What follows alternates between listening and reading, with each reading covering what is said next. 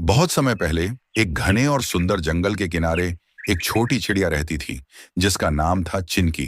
चिंकी छोटी थी लेकिन उसका दिल बड़ा था। उसे हर नई चीज को जानने और समझने का बहुत शौक था। वह दिन भर जंगल में उड़ती, नई जगहें खोजती और अपने दोस्तों के साथ समय बिताती।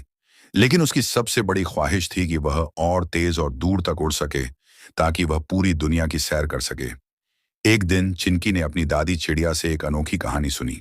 दादी ने बताया कि जंगल के पार, ऊंचे पहाड़ों और गहरी घाटियों के उस पार एक जादुई झील है। उस झील में एक परी रहती है जिसका नाम तारिका है।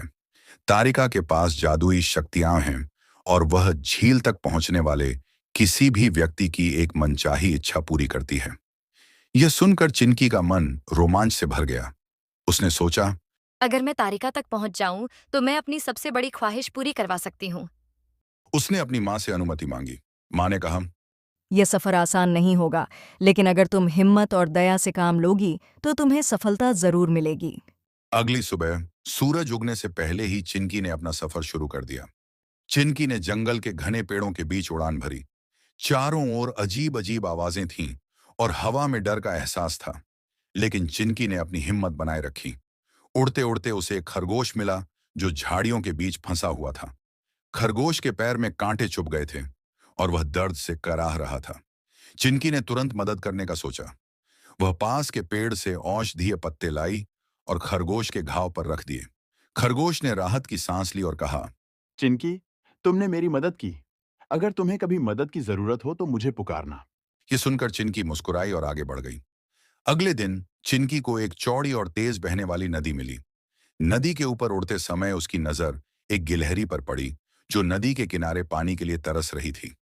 गिलहरी बहुत छोटी थी और नदी पार करने में असमर्थ थी। चिंकी ने सोचा।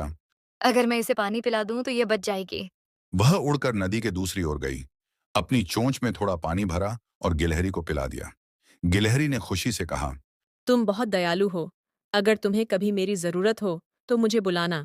चिंकी को एहसास हुआ कि दूसरों की मदद करना उसे खुशी देता है। सफर का तीसरा दिन सबसे कठिन था। चिंकी को ऊंचे पहाड़ों के बीच से रास्ता निकालना था।